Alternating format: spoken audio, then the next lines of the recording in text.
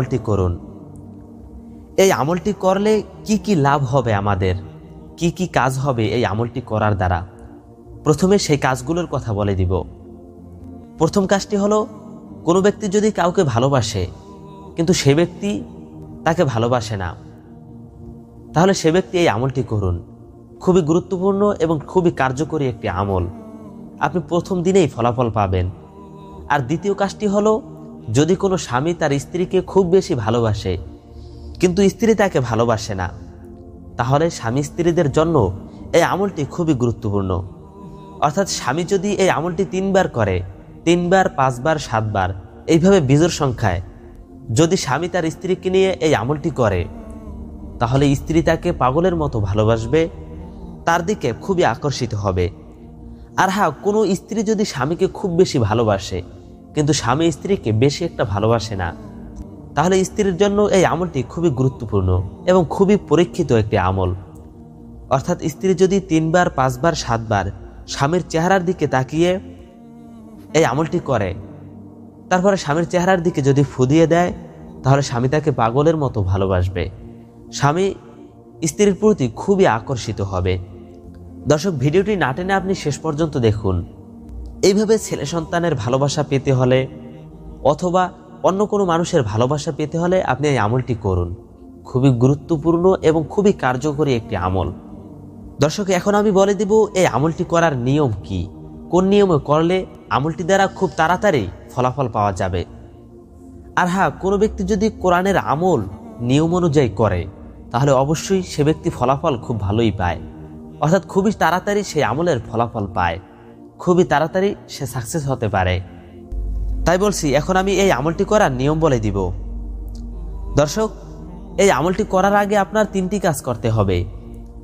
1 নম্বর কাজ হলো, আপনার এই আমলটির উপর বিশ্বাস রাখতে হবে, ইয়াকিন রাখতে হবে যে এই আমলটি করলে আমি অবশ্যই ফলাফল পাবো।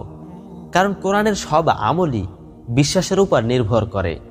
তার ইয়াকিন, তার বিশ্বাস যদি ঠিক থাকে, তাহলে অবশ্যই সে ভালো ফলাফল পায়।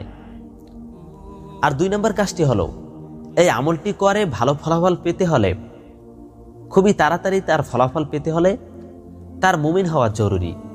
অর্থাৎ মুমিন মানেই বিশ্বাসী, আর কোরআনের আমল মুমিনদের জন্যই বেশি কার্যকরী হয়। আর 3 নম্বর কাজটি হলো, আপনি সর্বদা 5 ওয়াক্ত নামাজ পড়ার চেষ্টা করবেন, তাহলে এই আমলটি আপনার খুবই কাজে আসবে। আরেকটি নিয়ম হলো, আপনি আমলটি করার আগে 3 বার দুরূদ শরীফ পাঠ করে নেবেন।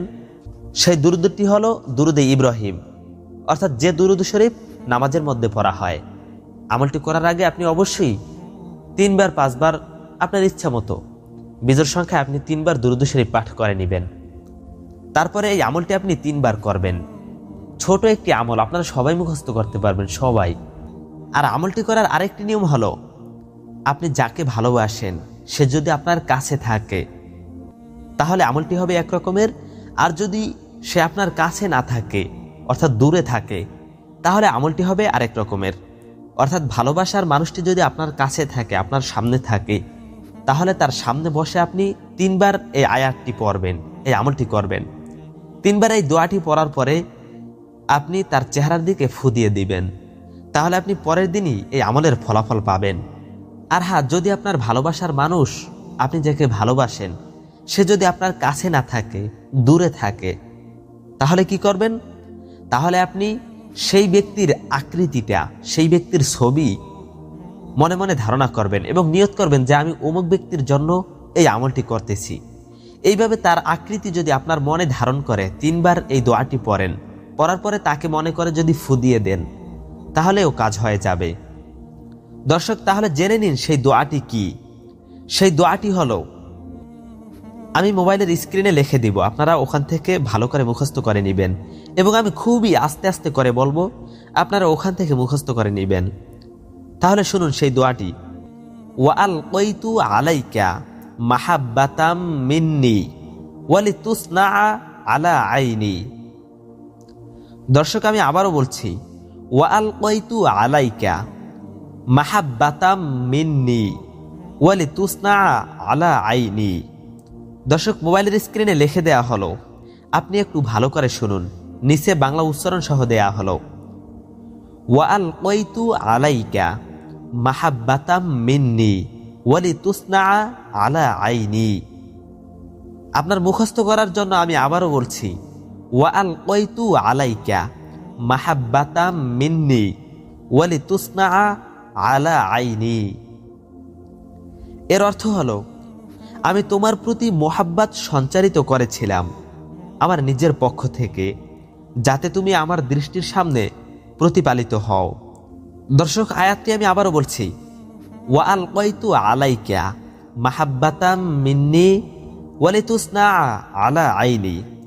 এই আয়াতটি আপনি 3 বার দুরূদ শরীফ পাঠ করার পরে 3 বার পড়বেন। 3 বার পড়ার পরে আপনি আবারও 3 বার দুরূদ শরীফ পাঠ করবেন।